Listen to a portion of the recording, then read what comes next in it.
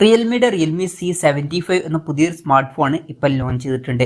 ഈ ഒരു വീഡിയോയിൽ നമ്മൾ നോക്കാൻ പോകുന്നത് റിയൽമി C75 എന്നുള്ള സ്മാർട്ട് ഫോണിനെ പറ്റിയിട്ടാണ്.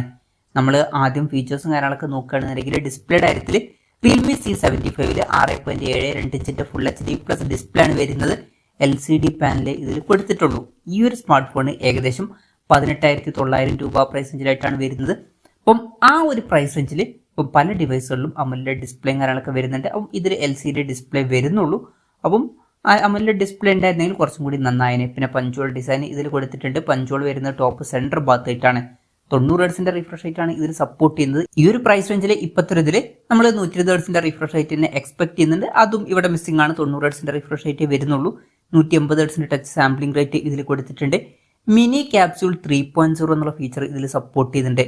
അതായത് iPhone 15 സീരീസിലേതും 16 സീരീസിലേതൊക്കെ പോലെ ആയിരിക്കും നോട്ടിഫിക്കേഷനും കാര്യങ്ങളൊക്കെ വരിക. ആ ഒരു പഞ്ചോളിന്റെ ഭാഗത്തായിട്ട് നോട്ടിഫിക്കേഷനും കാര്യങ്ങളൊക്കെ കാണാൻ പറ്റും.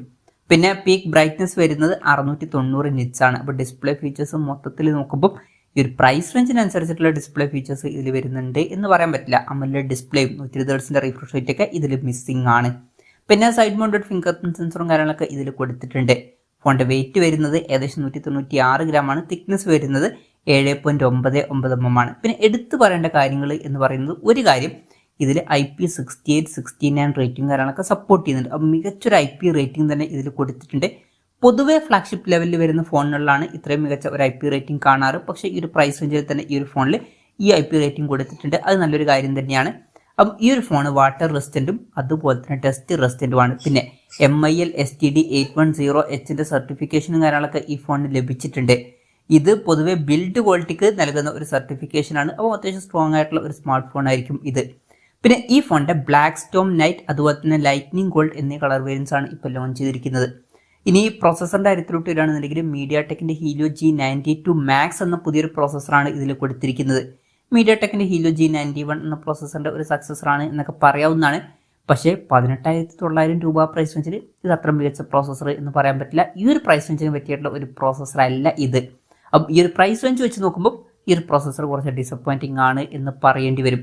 പിന്നെ ഈ ഒരു പ്രൈസ് റേഞ്ചിൽ നമ്മൾ 5G സപ്പോർട്ടും ഇപ്പോഴത്തെ എക്സ്പെക്ട് ചെയ്യുന്നുണ്ട്. അതും ഇവിടെ മിസ്സിംഗ് ആണ്. മാക്സിമം 4G സപ്പോർട്ടേ വരുന്നുള്ളൂ. പിന്നെ ബേസ് വേരിയന്റിൽ തന്നെ 8GB റാം 128GB ഇന്റേണലൊക്കെ വരുന്നുണ്ട്. മെമ്മറി എക്സ്പാൻഡ് ചെയ്യണമെന്നുണ്ടെങ്കിൽ മെമ്മറി കാർഡ്സിലോട്ട് വരുന്നുണ്ട്.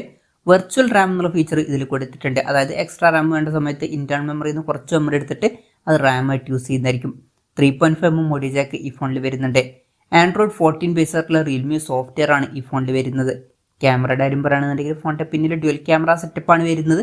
50 MP മെയിൻ ക്യാമറ സെൻസർ ഇതിൽ കൊടുത്തിട്ടുണ്ട്. രണ്ടാമത് ഒരു A സെൻസറും വരുന്നുണ്ട്. അപ്പം അൾട്രാ വൈഡ് ആംഗിൾ ലെൻസ് ഒക്കെ ഇതിൽ മിസ്സിംഗ് ആണ്. അതുപോലെ തന്നെ മെയിൻ ക്യാമറ സെൻസറിൽ OSന്റെ സപ്പോർട്ടൊന്നും വരുന്നില്ല. പിന്നെ ഫ്രണ്ടിൽ 8 MP സെൽഫി ക്യാമറയെ കൊടുത്തിട്ടുള്ളൂ. അപ്പം ഓൺ പേപ്പർ ക്യാമറ സ്പെസിഫിക്കേഷൻ അത്ര നല്ലത് എന്നൊന്നും പറയാൻ പറ്റില്ല. ജസ്റ്റ് ആവറേജ് ആയിട്ടുള്ള ക്യാമറ സ്പെസിഫിക്കേഷനേ വരുന്നുള്ളൂ. നമ്മൾ ജസ്റ്റ് ഓൺ പേപ്പർ ക്യാമറ സ്പെസിഫിക്കേഷനെ പറ്റി മാത്രമാണ് പറഞ്ഞിരിക്കുന്നത്.